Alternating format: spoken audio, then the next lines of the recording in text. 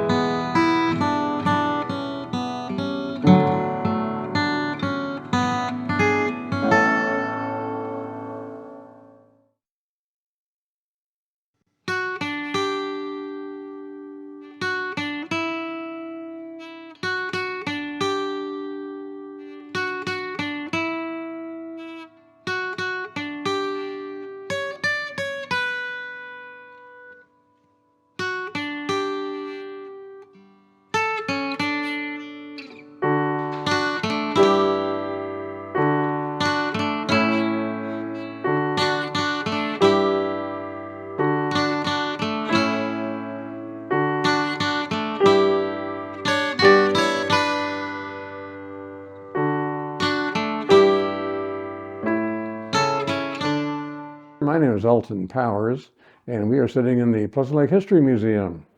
Many of the people around here that I grew up with decided that we wanted to tell the story of Pleasant Lake. Most people don't know what a remarkable little village this was. So when I moved back here, when I retired in 2005, a bunch of guys said, hey, why don't we start a museum? And they were only too happy to have me do it. So we had a community meeting. We said, do we really want to do this? And people said, yeah, let's do this. So we got a hold of a building, this building.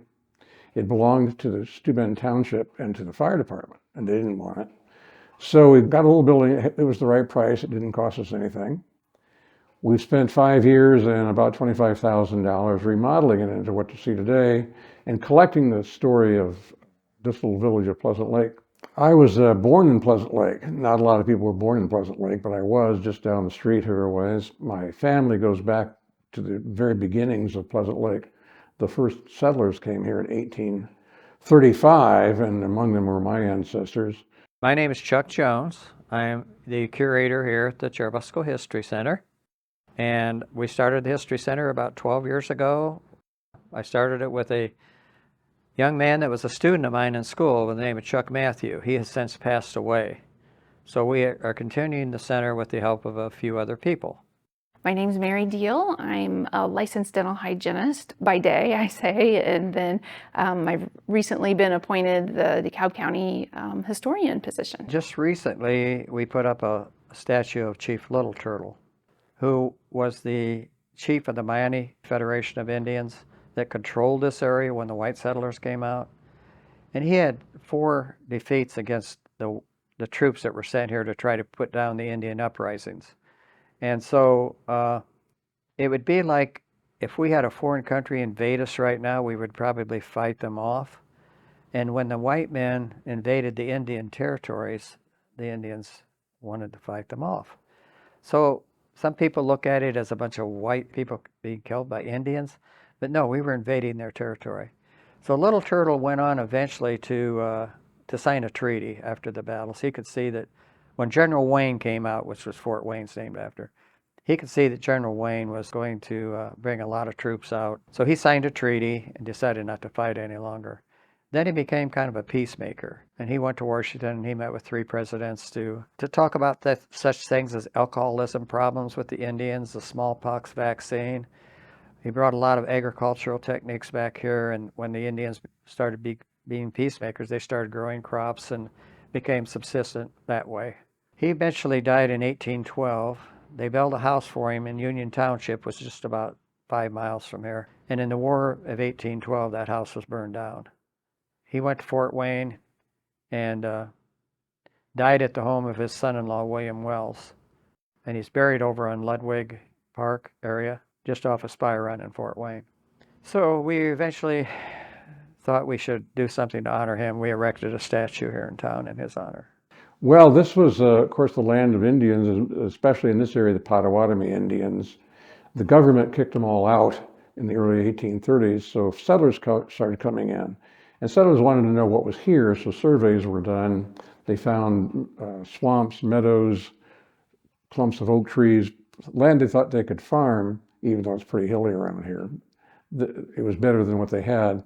People started moving here from Pennsylvania and Ohio in particular, sometimes further east, and setting up shop. Having a lake here, of course, attracted people. Once the gates were opened in the early 1830s, people started to arrive, and they were creating little communities all over the county. So the main one was, here in Auburn, the county seat was developed, and elected officials. And once that was in place and there was order in the county to keep everybody in line. Probably back in the Indian time period, Native American time period, I guess, to be correct, there was a trail that went through here from Goshen to Fort Wayne, which had been Fort Kikianga at the time.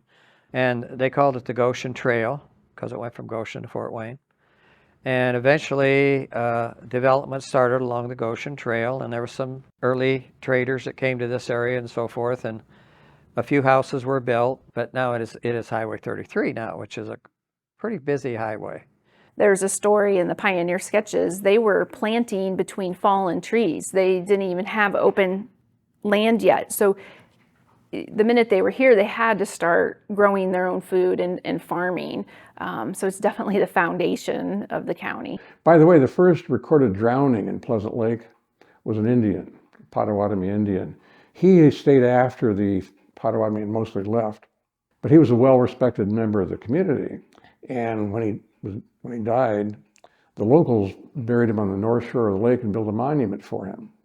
Now, where was he buried and where's the monument? Nobody knows. It's long gone. But the first settlers came here, and they were, of course, mainly subsistence farmers building log cabins. And then they wrote back to their relatives who said, yeah, come on out. And that sort of got things rolling. The first idea of a town here was in 1835. It wasn't platted and laid out officially until the 1870s. The first settlement in DeKalb County occurred in the southeast corner in 1828 along the banks of the St. Joe River near Spencerville. That mainly, the river was the highway of that day, so that's how people were traveling. So that's why the settlement occurred there. By 1833, the first recorded settler, John Holton, was on record, and he settled along Fish Creek up north of Butler area. It did not take long, though, for people to move away from the river. In 1836, Wesley Park and John Howe co-founded Auburn. Not long after that, the county seat was formed, elected officials were put into position, schools started to form. So the settlers did not sit idle. They came here to get things moving, and they most certainly did. The thing that made Pleasant Lake what it was at one time, which was the resort town and the place to go in Steuben County, was the railroad. The railroad came here in 1871, and people started coming here because of it. People didn't go in those days much to what we would now call prestige lakes of Steuben County, like Lake James or Crooked Lake, because they were too hard to get to. The roads weren't good. People didn't, of course, at first didn't have cars. You could get there, but it was not easy to do. It was easy to get here. 4 passenger trains a day came here from Fort Wayne for quite a while. So they built up the town. There was a big department store, hardware store, drugstore, grocery stores. 3 hotels in Pleasant Lake at one time. People come and spend the day on the lake, have a picnic, play baseball, listen to lectures, and go back home or stay in town at the hotels. It was quite the place back in its day. And that's the kind of history we want people to know. You would not know that looking at the place today. It's mostly abandoned.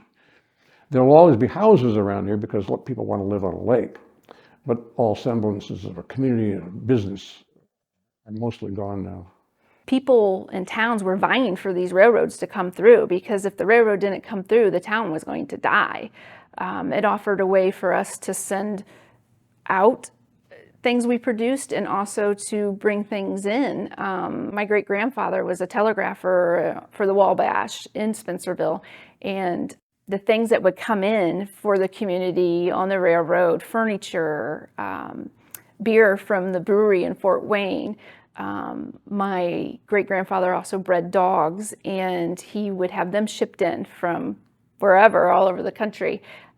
So it was a fast way to receive these things, and it was exciting. Probably what helped the community grow was the railroad went through in the 1860s.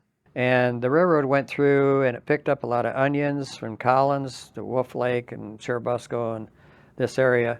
Collins at one time called the onion capital of the world. I don't know about that. There also was a lot of potatoes growing in the area, and they picked up potatoes and a lot of lumber. Of course, you know, everything was lumber back then and had to be cut down to build all the houses and communities. You could be in Pleasant Lake and never have to leave. Everything you needed was here. There were grocery stores, drugstores, clothing stores, car dealerships, hardware stores. That all started to change, of course, as we got further into the 20th century. When you had a carriage that took you everywhere, it was nice to have all that right there. But as time has evolved and the automobile came into play, and you could start to travel a little further away to shop at a different store and things like that. So initially it offered everything right at their front door, you know, the stores and the churches and the school. But as time went on and it evolved and, you know, we progressed, things kind of started to squeeze out from those small towns, and those small businesses couldn't compete with a bigger business. The last thing that was final straw in terms of making this what it is now, which is there are no businesses left, was when Interstate 69 came through. There's no exit to Pleasant Lake. I love history. I just love being part of the aha moments when you give people the glimpse into the past.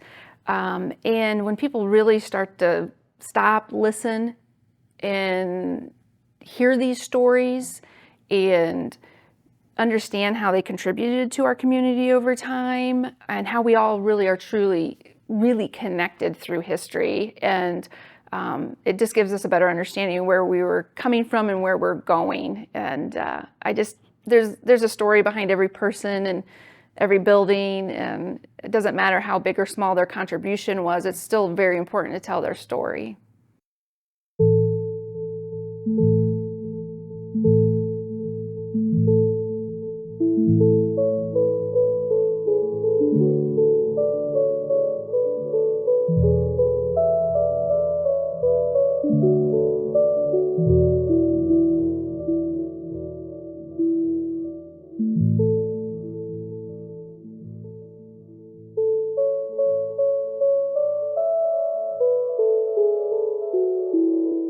My name's Max Troyer, and I'm the president of Sechler's Pickles, and we're located in St. Joe, Indiana, and we've been making pickles for over 100 years.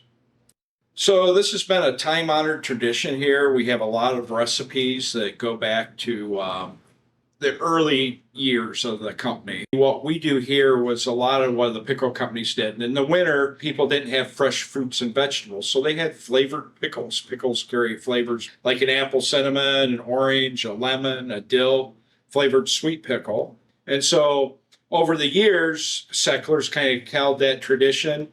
We continued to use from the start of the company real sugar, granulated sugar, either beet sugar or cane sugar. And it gave like a definite flavor difference to the product. It was a cleaner taste. High fructose, which is what a lot of companies use today, has more of a back flavor, a different sweetness to it. So in reality, that's probably why the company's here today.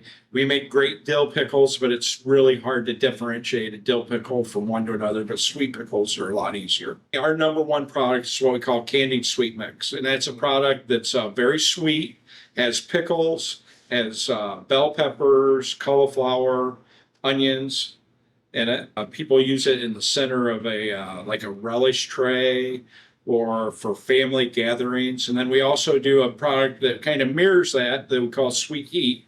That's basically the same, but it has hot banana peppers and pepperoncini in it. In pickle business, there's 3 different types of pickles. So there are refrigerated pickles. They come in, they're cut, they're sliced, they're put in brine, and they go into refrigerator. We don't do those.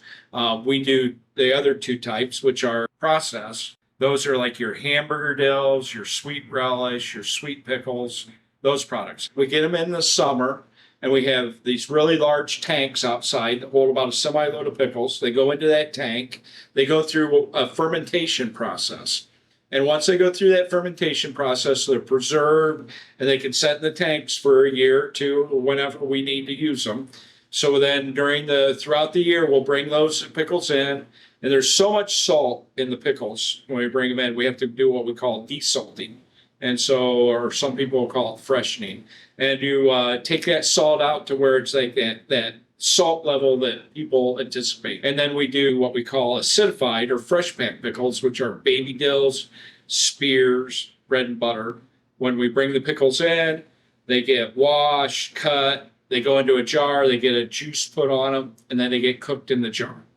So the company was started by Ralph and Anna Sechler. So they started out in the 20s. He bought pickles at all the railroad stations in this area because you didn't have as much motorized vehicles. So they'd have like these receiving areas and tanks at the rail stations. They bring the pickles there, they'd buy them, they'd put them in the tanks and ferment them there. And then the next generation was Frank. He grew his dad's company to a larger degree, got greater distribution. And then the 3rd generation was Dave Sechler, and then I bought it probably about 15 years ago from Dave Sechler. Pickles are kind of unique in that, you say a pickle and it'll put a smile on somebody's face. It's in our area, there's a lot more steel industry, other industries are in the area. We have a very stable workforce in that our business is pretty steady. We run through recessions and stuff like that, and our business is never really down. And so there's been a tremendous amount of people in the area, like whether they're kids in high school or they'll be in college that have worked here. They've worked at the pickle factory. They've been out where they get the fresh pickles in, or they've been packing pickles. And so I think there's a lot of ownership in the community. And some of it's a stewardship of the brand. That you try and do the right things to make sure that it continues on for the future. Years ago in this area, we used to always think of Cypher's potato chips and County Line cheese. Anchorage was another one. When people went to Florida, they'd get those products and they'd take them to Florida or Arizona or wherever they were going. And we'll still get that quite a bit right now within the fall when the snowbirds are going south. They'll stop and they'll stock up on pickles and take them with them. But, today we're the only one that's left really in this area that's a local business. Everybody else is either not in business or they're a national larger company. So the Pickle Festival has been going for approximately 28 years.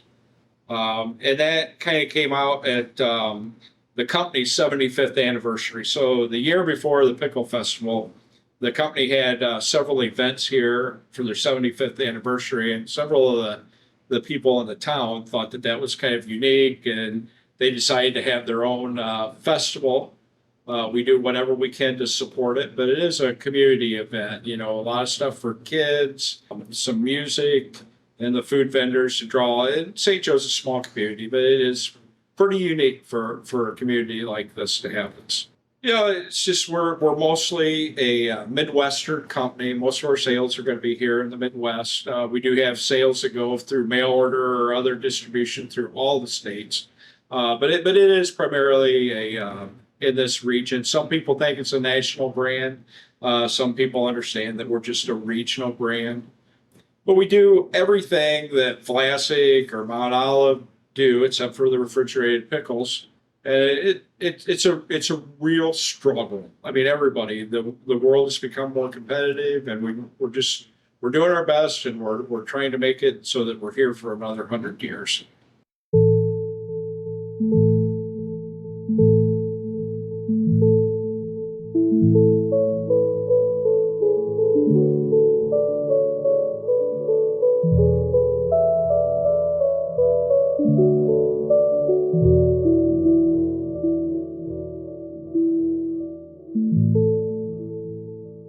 Hi, I'm Tony Starkey. I'm with Fox Products in South Whitley. We've been a company since 1949. We are the largest double reed manufacturer in the world.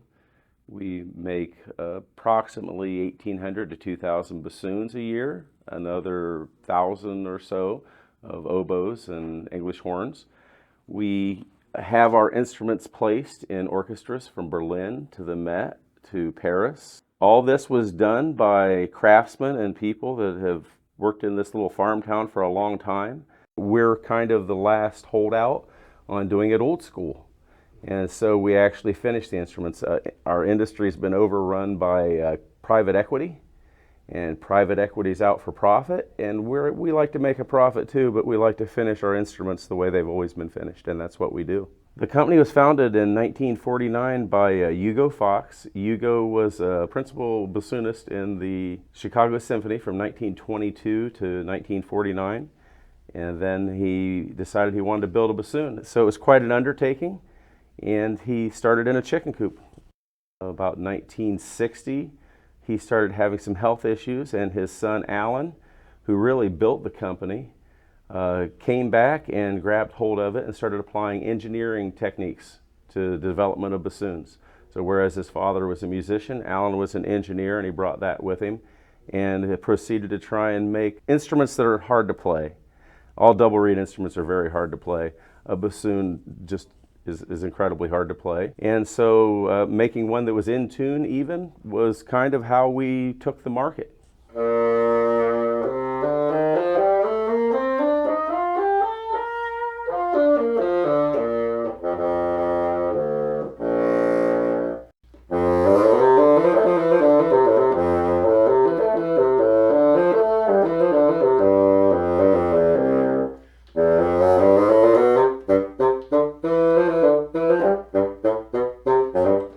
I'm from South Whitley, but until I started working here in 2012, I'd never really traveled.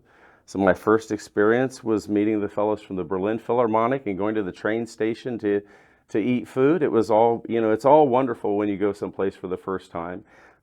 China was incredible, Japan's incredible, Rio. Going to all these places for the first time really was, for me, it was an event.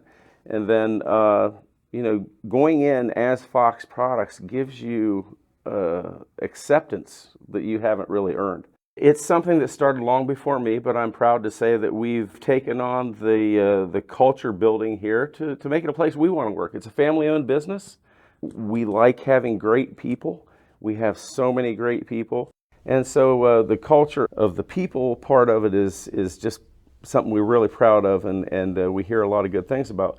But the culture of expertise, the culture of quality, is something that really has carried forward. We have so many people that have all bought into it that we seem to assimilate other people pretty well, and they either get on board or they're not going to stick around because we don't give up that one thing that we have, which is our quality. We've had some good luck in attracting people like Stephanie and some others to come here and live because Fort Wayne's such a great place to live. So the whole area really works. We would never look to move. One of the parts of the business that I've enjoyed is getting to know so many stellar performers from around the world. We just had Billy Short from the Met in last week before. We're on an instrument. We have someone coming in this weekend from the Atlanta Symphony. You know, we have really, the first time I was taught anything about the instrument, I'd never seen really an oboe played until it was Christoph from the Berlin Philharmonic. You know, and I had people from the Tonhalle so that really showed me the bassoon. So they like coming here. As a matter of fact, many of them say, "Oh, I'd love to live here." You know, people that live in Switzerland, you know, say this is the greatest thing. We have Hugo Fox's house next door, and so we've put people up in Hugo's house. They've performed in Hugo's house before. That's always a favorite. You know, Fox Products is really a very unique company. It's quite a unicorn. And to have it in a small town gives the town kind of its own character. And so many of the people that worked here were the farmers and such that lived around here along with the musicians that would come in. And so there's a pride factor in this town for having Fox Products. And it's funny because I go all over the world and I'll see stickers that say, I've been to South Whitley, Indiana, and they've got a fox playing an instrument. So that's always one of my fun treats.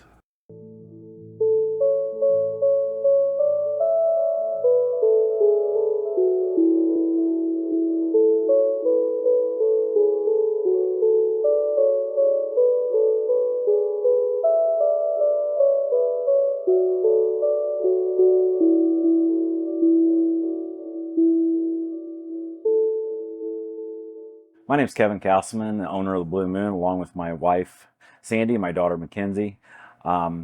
We purchased the Blue Moon about 6 years ago. This is our 6th season. Garrett is very close-knit community, always has been. We've been very, very blessed with the community support, and the Blue Moon has been very blessed even since it's been opened. The Blue Moon has been around since 1952. It was started by Eugene Yard, the owners of the house that's right next to us, and they own the land and we own the building. He started this as a subsistence to his income because he was a school teacher, so he thought he would put a little bit more income in the summer when he was not working, and it just blossomed from there.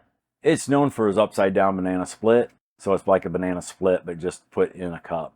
You know, we really couldn't do this without our employees, and we've had a tremendous amount of good kids, and I call them kids because I'm older than that, and they've touched our lives as much as we have touched theirs. And building those relationships, and some of them went off to college and they've come back and just even worked for us for a little bit, or they come back and say hi, and it's just a good relationship, and it's all about building those relationships with the community and our employees, and the employees building it with the community. We just could not do it without them.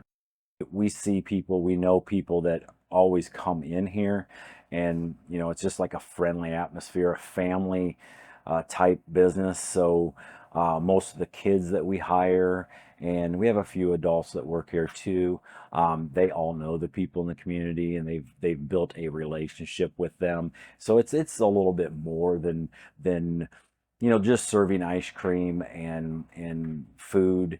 And it's not just Garrett too. We've built relationship with people in Auburn and Kendallville and in Angola and even Fort Wayne. We get a few people from out of town that come too, and it's just a very nice feeling to have when people come like that, and you notice them, they say hi to you, hi to them, you know them. It's a more personal experience for us and them, but it just really touches our hearts in the ways that we could never imagine.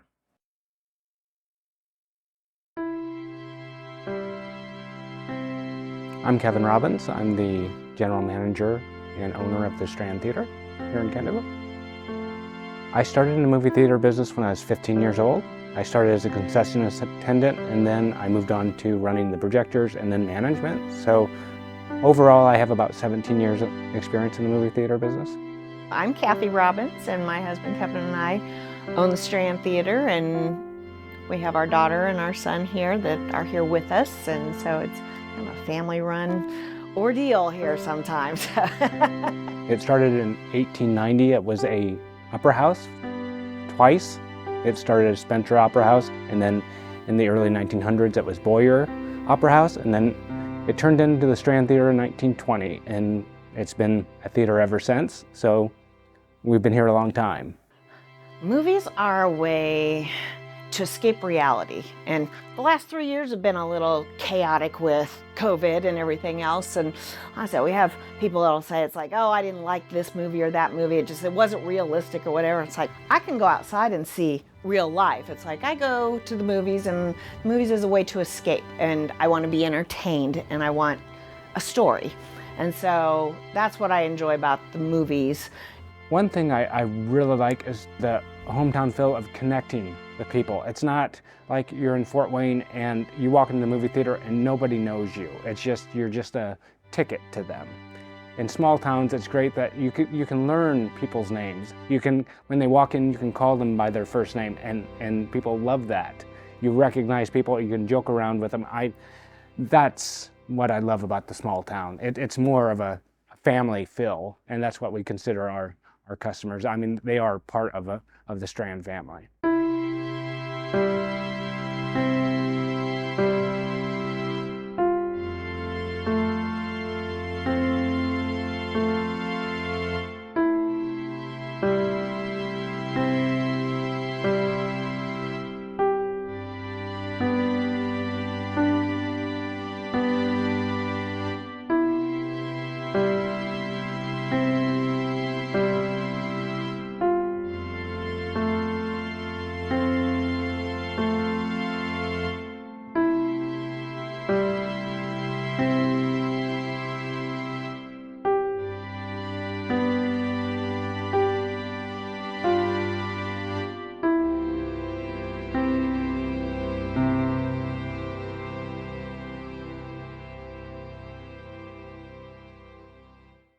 It's time for family fun at the Skatin Station, where rolling fun awaits everyone. We're the birthday party specialists with super packages for all ages. You'll also find the hottest music, your favorite skating game, laser tag, video games, a full pro shop where we service what we sell, and great snacks too. Join us at the Skatin Station, the family fun place to be.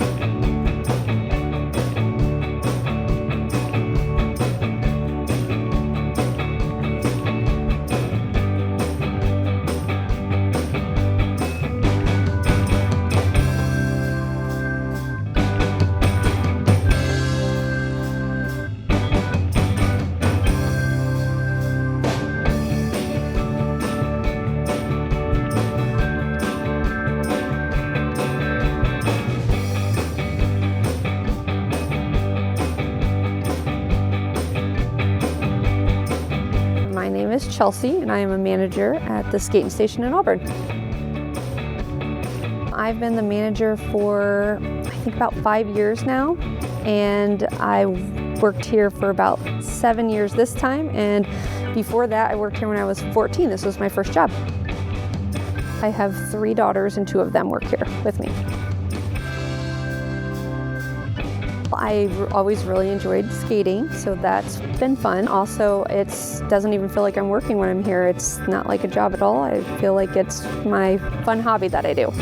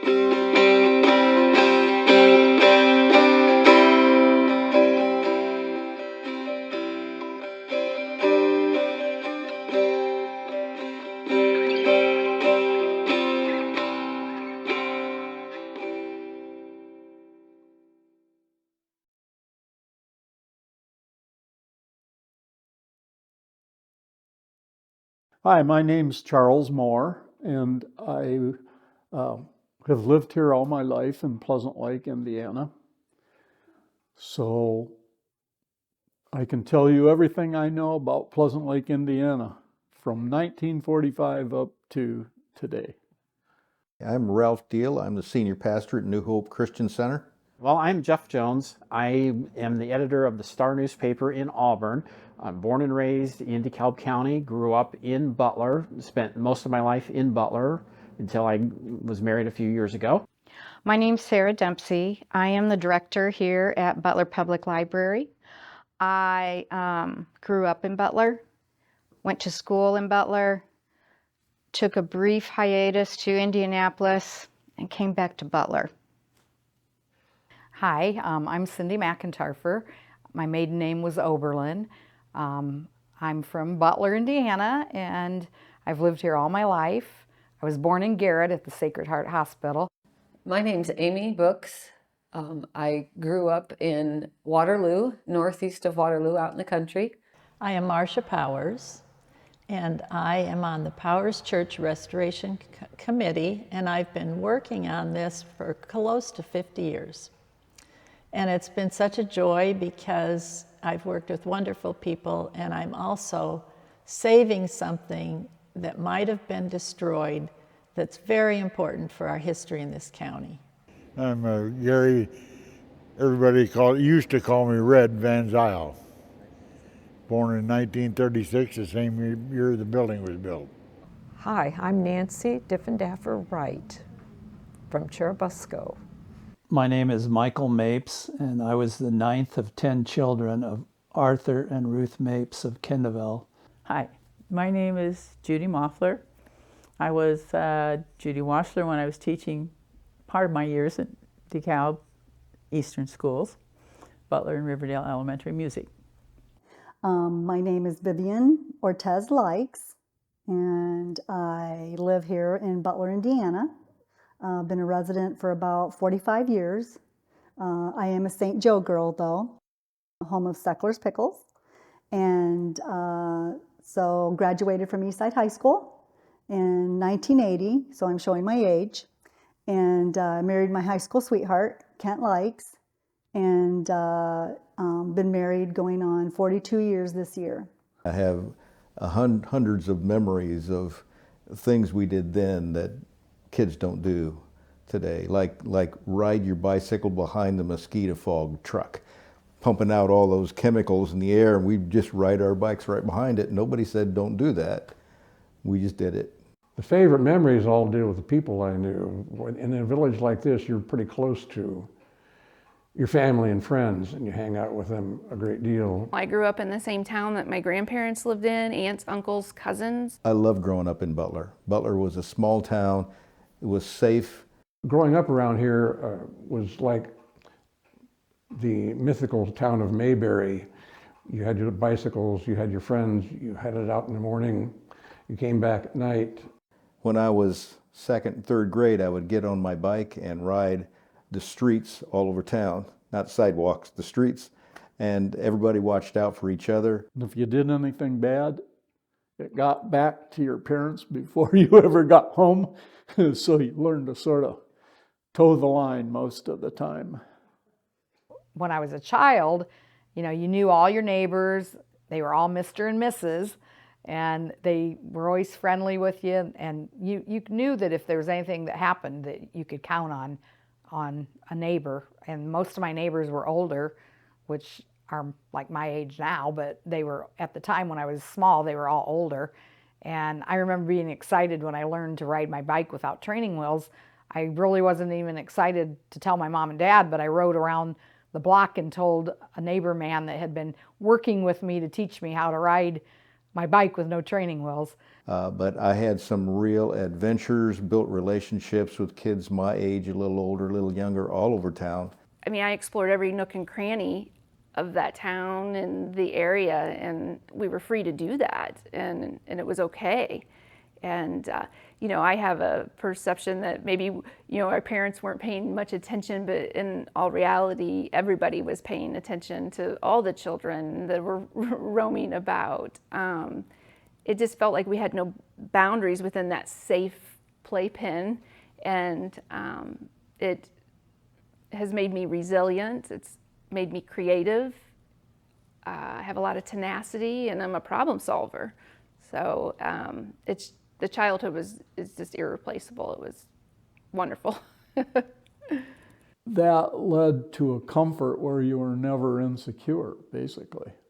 You were secure. The parents would turn you out once you could swim in the lake and not drown, and then not worry about it till you got back at night for dinner. And most of us had a fixed dinner time. Ours was 5 o'clock. If you missed that, you were in trouble. I had freedom. I loved it. I wish I could go back to that kind of a carefree life, but it's a different world. It is what it is. You know, we did finish supper, and the dishes would get cleaned off the table, and Dad would get out his typewriter, and he would sit there and type out this poem that he already had figured out. And as a kid, I thought that was the normal thing for a dad to do. I thought everybody's dad wrote poems. You know, I didn't know any different. We had a 5 and dime store. It was called Barrett's. And I remember when I had the opportunity to have overnights with some of my friends who lived in town, I thought they were the luckiest people alive. And that's because they could just walk to Barrett's and get candy. And it was the big Brock's like bins that you scoop and sack it and take it home. And I just thought, oh, that was the best. I remember Frank Sechler growing up. He was a good man to our family, literally mentored every one of us. And I remember one day Frank came in to the pickle factory, and I was working, sorting, and I always stood by my mom, always worked there.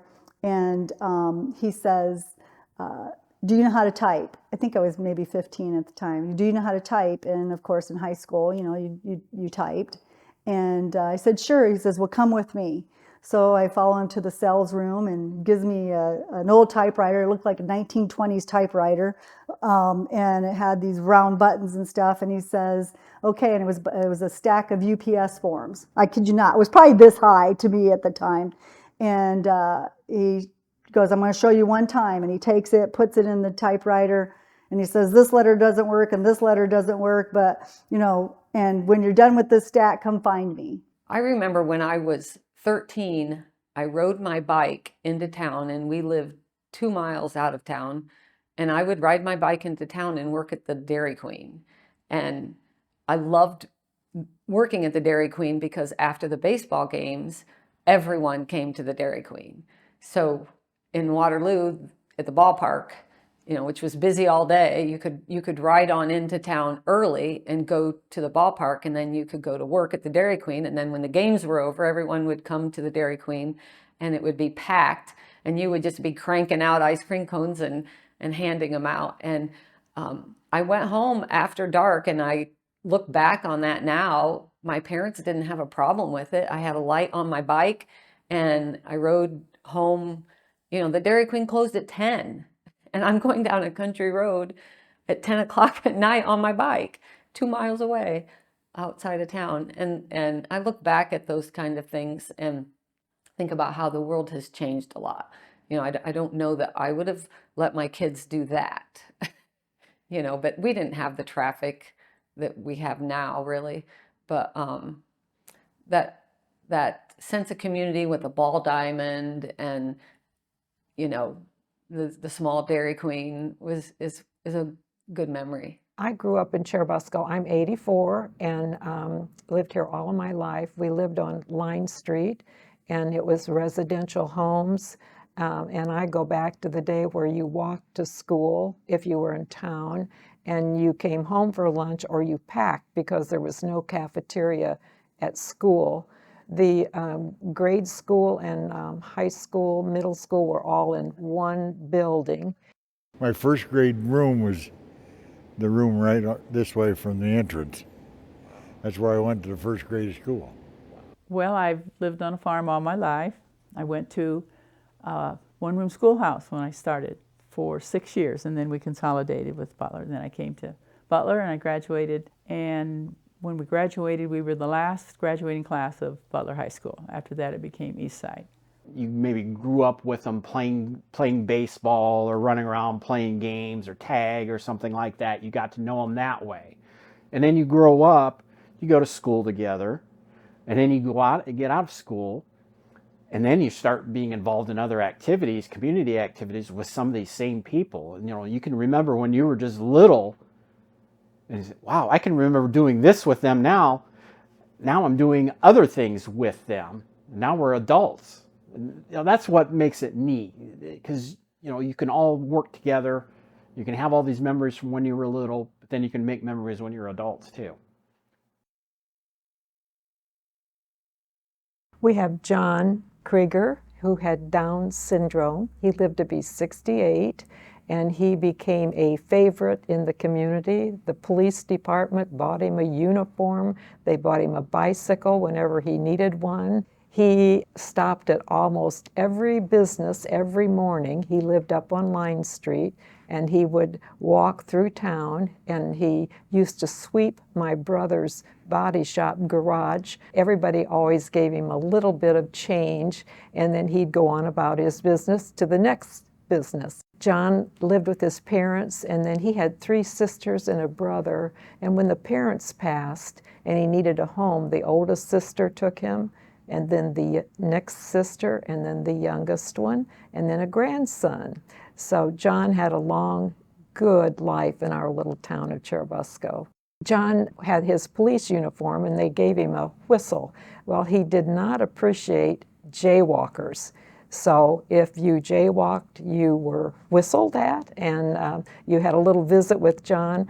But he did get into a little bit of trouble in that when we'd have visitors to Churubusco, they would jaywalk. John would do the whistle. He had the uniform on. He looked pretty official, and so things would have to be calmed down, and some of the business people would notice what was happening. And the other thing he did, the Methodist Church at Churubusco had 2 services, an early one and a later one, but in between was Sunday school. So the pulpit in the main sanctuary was free. Well, that's where John found his calling. He would go each Sunday and get up and preach for an hour and wave his hands, and sometimes he would have to be asked to come down, that his sermon had to end because they were ready for the next service. So, but John loved church and loved preaching. We have Turtle Day parades each year, and John was the Grand Marshal once, and of course he enjoyed that, and people were just real happy to see that John was being honored with this Grand Marshal, and so it was a good thing. They do that every year. We had a young woman that had Down syndrome, and they had her in a parade one year too. Churubusco just seemed to take care of people.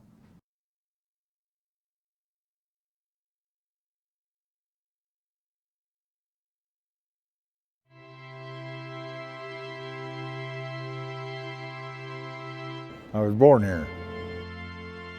240 Walnut Street, my grandmother's house.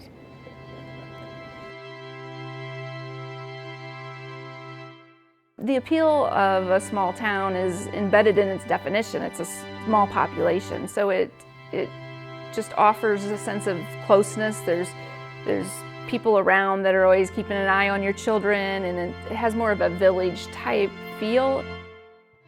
It's not as stressful. It's more peaceful. Lots of people call certain small towns home.